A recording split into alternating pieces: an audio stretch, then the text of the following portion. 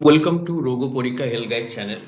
আজকে আমরা kidney damage কেন হয় এবং কি করেই বা বুঝবো আমাদের কিডনি খারাপ হচ্ছে, আর আমাদের অতি গুরুত্বপূর্ণ এই অঙ্গটাকে কিভাবে সুরক্ষিত রাখবো, এই নিয়ে আলোচনা করব পরবর্তী 5 মিনিটে এই রোগ পরীক্ষা হেলথ গাইড চ্যানেলে। এখানে আমাদের একটা ছবি দিয়ে বোঝানো হয়েছে কিডনি দেখতে কিরম হয়। এটা শিমের বীজের মতো। এটা এক্সটার্নাল ভিউ, এবং কেটে নেওয়ার পরে মাঝখান থেকে যদি দেখা হয় তাহলে কিডনিটা দেখতে এরকম লাগে। কিডনি কেন ড্যামেজ হয় বুঝতে গেলে দেখতে হবে যে কিডনি কি দিয়ে তৈরি হয় এবং কিডনির কাজ কি। কিডনির প্রধান এবং প্রথম কাজ হচ্ছে আমাদের শরীরের যে বর্জ্য পদার্থগুলো, যেগুলো বিভিন্ন রকমের সেলুলার রিয়াকশনের পরে যে বাই প্রোডাক্টটা বেরোয়, যেটা আমাদের বডিতে দরকার নেই, সেটাকে বার করে দেওয়া, সেটাকে ছাঁকনির মধ্যে দিয়ে বার করে দেওয়া। অতএব কিডনির ভেতরে অসংখ্য ছাঁকনি আছে। এই ছাঁকনিগুলোকেই বলা হয় নেফ্রন। এই ছোট ছোট এরকম ফিল্টারের মতো থাকে, যার ব্লাড ভেতর দিয়ে ব্লাড ভেসেলস গুলো যায়, এবং যাওয়ার সময় এখানে বর্জ্য পদার্থটা ছাঁকনির মতো বেরিয়ে যায় শরীরের থেকে এবং ইউরিন ফর্ম করে। তো এইটুকু জিনিস আমরা বুঝলাম যে নেফ্রন কি। এই জিনিসটা যে কোনো রকম খারাপ বা ক্ষতি হলেই কিডনি কম্প্রোমাইজ হবে। তো এবার কি কি কারণে এই জিনিসগুলোর ক্ষতি হতে পারে, এই নেফ্রনের কি কি কারণে ক্ষতি হতে পারে সেটা দেখা যাক। এবং প্রধান কারণ হচ্ছে ডায়াবেটিস।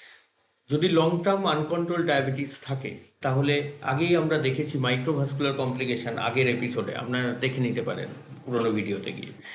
এই নেফ্রোপ্যাথি ডেভেলপ করবে, এবং নেফ্রোপ্যাথি মানে হচ্ছে নেফ্রন ড্যামেজ করবে। নেফ্রনের ভেতরে যে ছোট ছোট ভেসেলস গুলো আছে, ব্লাড ভেসেলস গুলো আছে, সেগুলো কম্প্রোমাইজড হয়ে যাবে, সেগুলো ঠিকঠাক কাজ করবে না, আর ন্যাচারালি নেফ্রন ফেলিওর হয়ে যাবে।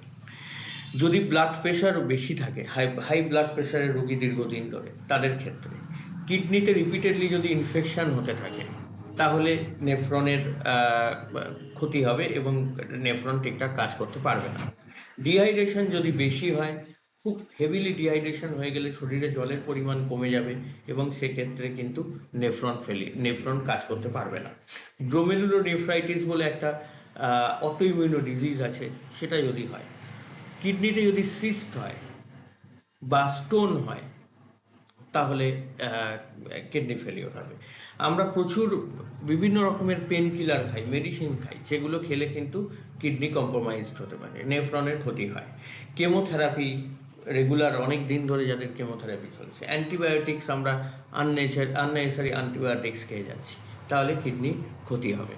যাদের খারাপ হ্যাবিট আছে, যেমন ধরুন স্মোকিং বা অ্যালকোহল, এই ধরনের হ্যাবিট যাদের আছে, তাদের ক্ষেত্রেও কিন্তু কিডনি কম্প্রোমাইজ হওয়ার সম্ভাবনা রয়েছে।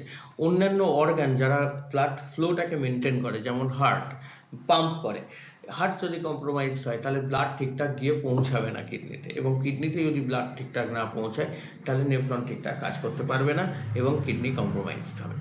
এবার আমরা বুঝবো কি করে নেফ্রন বা কিডনি আমাদের ঠিক আছে না। যদি খারাপ হয়, তাহলে আমরা শারীরিকভাবে কিভাবে বুঝবো, কি কি সাইন অ্যান্ড সিমটম দেখতে পাওয়া যায়।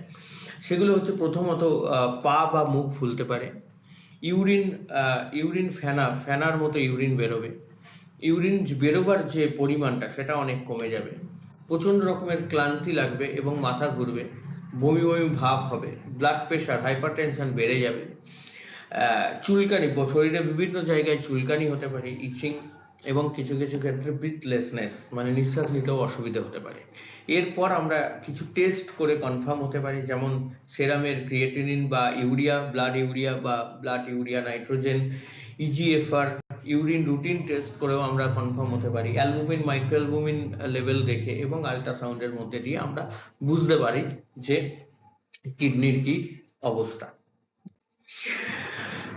লং টার্ম আমাদের এই অঙ্গটাকে সুরক্ষিত রাখার জন্য যেগুলো করতে হবে, যাদের ডায়াবেটিস আছে তাদের অতি অবশ্যই ডায়াবেটিসকে কন্ট্রোলে রাখতে হবে, এবং যাদের ব্লাড প্রেশার আছে সেই ব্লাড প্রেশারের মেডিসিন খেয়ে বা যা যা রেমেডি আছে সেই রেমেডি হিসাবে এগুলোকে কন্ট্রোলে রাখতে হবে। প্রচুর পরিমাণ জল খেতে হবে। কিডনি খারাপ হওয়ার আগে প্রচুর পরিমাণ জল খেলে কিডনির খারাপ হওয়ার সম্ভাবনা কমে যায়। আননেসেসারি পেন কিলার্স বা মেডিসিনস খাওয়া যাবে না, যেটা দরকার ডক্টরের প্রেসক্রিপশন অনুযায়ী মেডিসিন নিতে হবে। আমাদের অনেকের টেন্ডেন্সি থাকে খুব বেশি নুন খাওয়া সমস্ত কিছুতে, এটা প্রিভেন্ট করতে হবে, বন্ধ করতে হবে। স্মোকিং বা অ্যালকোহল বন্ধ করতে হবে। রেগুলার হেলথ চেকআপের মধ্যে দিয়ে যদি আমরা থাকতে পারি তাহলে কিডনির লংজিভিটি আমরা এক্সপেরিয়েন্সি বাড়াতে পারি। এই ধরনের ভিডিও দেখার জন্য স্ক্যান ও সাবস্ক্রাইব করে নিন। ভিডিও দেখার জন্য ধন্যবাদ। Thank you.